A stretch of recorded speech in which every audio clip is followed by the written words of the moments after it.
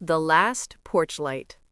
In a quiet town outside Cleveland, Ohio, there was a small white house with a wooden porch and a single yellow light that never turned off at night. Everyone in the neighborhood knew Margaret Hale. She was 60, walked slowly, and always waved first. Her husband had died years ago, and her only son, Daniel, had moved to Chicago chasing big dreams. He promised to visit. He never did. Still, every night, Margaret turned on the porch light. "Just in case," she whispered. Daniel wasn't a bad man, just a busy one. Bills, deadlines, promotions. Life in America moved fast, and Daniel ran with it. When Margaret called, he said, "I'll call you back, Mom. I'll visit soon. Next month, okay?" Next month never came. One winter evening, a snowstorm hit Ohio hard. Power lines fell, roads closed. Margaret slipped on her icy steps while trying to check the mailbox. She lay there, in the cold, staring at the porch light glowing above her. "It's okay," she whispered again. "He'll come." A neighbor found her hours later. It was too late. Daniel got the call at work. He stood frozen in the middle of a glass office, surrounded by people who suddenly meant nothing. He drove all night. The house was quieter than he remembered. Smaller, too. That porch light was still on. Inside, Daniel found a note on the kitchen table. "Danny, if you're reading this, I'm probably not here. I kept the light on because a mother never stops waiting. Don't blame yourself. Just don't forget to come home sometimes. Love, Mom." Daniel sat on the floor and cried like a child. Months later, the house was sold, but the new owners noticed something strange. Every night, without fail, the porch light turned on automatically. They decided to keep it that way. Some lights, they realized, aren't about electricity. They're about love. Blood doesn't always mean family. The call came at 2:14 a.m. in Phoenix, Arizona. "Mrs. Carter," the officer said calmly, "your son has been arrested for murder." Linda Carter dropped the phone. Her hands shook, but her voice didn't. "Who did he kill?" There was a pause. "Your sister." Linda raised Ethan alone after her husband left. She worked 2 jobs, skipped meals, and defended her son every time the world blamed him. "He's a good boy," she always said. "He's just misunderstood." Even when he stole, even when he fought, even when he stopped answering her calls. Her sister Rachel had warned her. "One day, your son will destroy everything you protect," Rachel said. Linda cut ties with her sister that day. Blood chose blood. At the police station, Ethan sat cold and quiet. "Did you do it?" Linda asked softly. Ethan looked up. She deserved it. Linda felt something break inside her. The trial shook the city. Evidence, witnesses, security footage. Still, Linda stood by her son. She sold her house to pay lawyers. She lied to reporters. She blamed everyone but Ethan. Until one night, Linda found a box hidden in Ethan's old room. Inside were emails, threats, plans. Rachel had discovered Ethan's illegal business. She tried to stop him. He silenced her. In court, Linda was called to testify. Everyone expected her to protect her son. She stood slowly, took a breath, and told the truth. Ethan screamed when the verdict came. Guilty. Life sentence. Linda didn't cry. She visited Rachel's grave instead. "I chose wrong," she whispered, "but I fixed it." Years later, Linda volunteers at a women's shelter. When asked if she has children, she says, "I gave birth to one, but I raised the truth. After the confession, Grace Monroe did not cry when the prison gates closed behind her. She cried later, alone, in the dark, when no one was watching. The newspapers called her the killer mother. Talk shows called her a monster. But some people called her something else, a hero. The video from Hannah's phone was released to the public. Caleb's voice, clear, cruel. I pushed her. She wouldn't stop talking. America watched in silence. The verdict didn't change. The law couldn't touch a dead man. But the truth finally had a voice. In prison, Grace lived quietly. She read books, she worked in the library. She never spoke about Caleb. One day, a young woman sat across from her. "My husband was killed," the woman said. "They said it was an accident, but I know it wasn't." Grace looked into her eyes. "Then don't wait for the law," Grace said softly. "Wait for the truth." Years passed. Grace's hair turned white, her hands weaker. One afternoon, a guard called her name. "Monroe, you have a visitor." It was Hannah's mother. The room froze. Grace stood slowly. "I don't expect forgiveness," Grace said. "I just wanted you to know I chose her in the end." Hannah's mother placed a photo on the table. Hannah, smiling. "I hated you," she said. "Then I saw the video. You didn't save my daughter's life, but you saved her dignity." They both cried. Grace died in prison at the age of 72. No family attended, but on her grave, someone left a note. Truth was late, but it arrived. The documentary. 5 years after Grace Monroe's death, a Netflix documentary shook America. Mother of the Verdict. Old courtroom footage played again. Grace's calm face, Caleb's smile, the jury saying, "Not guilty." Viewers already knew the ending, but they didn't know everything. A journalist named Evan Brooks wasn't satisfied. "Someone helped Grace," he said on camera. "She didn't act alone." He reopened the case, not legally, but socially.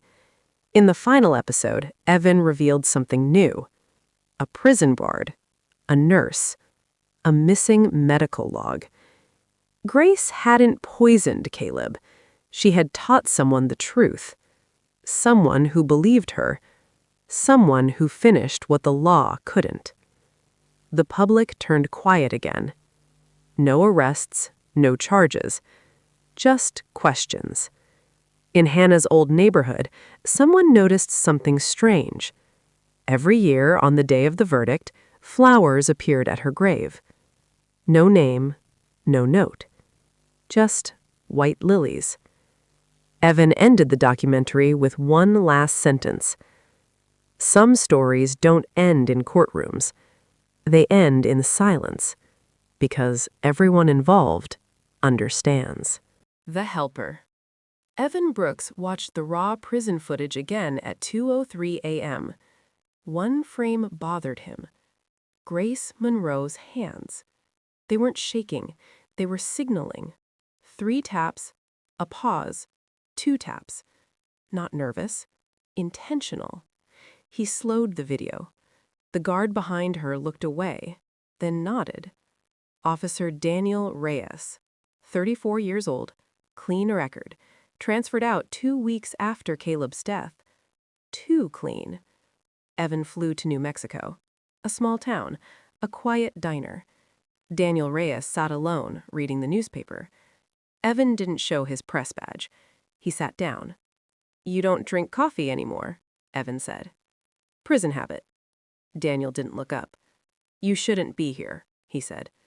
"She convinced you," Evan said. "She didn't order you. She showed you proof." Daniel's jaw tightened. "She showed me the video," he said finally. "She asked me one question." "What?" If it were your daughter, would you stay silent? Daniel stood to leave. Before walking away, he said one last thing. Grace didn't kill her son. She stopped him from killing again. 2 days later, Evan's hotel room was empty. Laptop gone, hard drives gone, door locked from the inside. The documentary platform pulled the episode. Legal pressure. Unknown sources. The story disappeared. Except for one thing. A copy of the video was mailed to one address. Hannah's mother.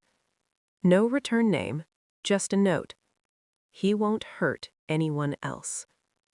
The lilies kept coming. Someone is watching. The package arrived without a stamp. No return address, just Evan Brooks's name, misspelled. Inside was a USB drive and a single sheet of paper. If this reaches you, it means I've failed. Evan hadn't failed. He had gone underground. A rented cabin near Lake Tahoe, paid in cash, no internet, no phone. The USB worked. Footage Evan had never seen before. Prison hallway, night shift. Grace Monroe walking slowly beside Officer Daniel Reyes. Grace stopped, looked directly at the camera, and said quietly, "He will do it again. I can't stop him, but you can." The next clip showed Caleb weeks earlier, alive, laughing, talking about a woman. "Mom thinks I'm done, but people like me don't stop." Evan exhaled. Grace hadn't acted out of revenge. She had acted out of prevention. Outside the cabin, a car engine shut off. Too slow. Too deliberate. Evan closed the laptop, reached for the hidden recorder in his bag. A knock. 3 times.